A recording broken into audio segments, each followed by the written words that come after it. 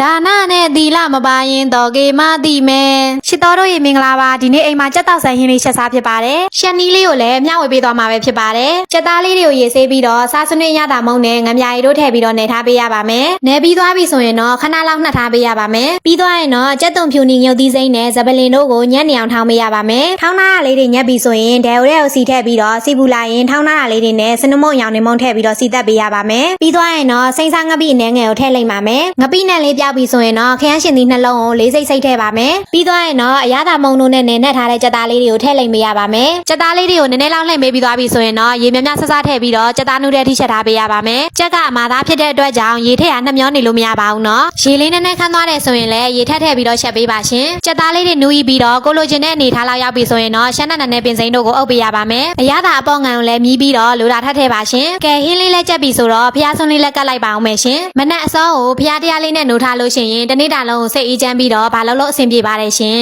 အားလုံးပဲတက်တာပါ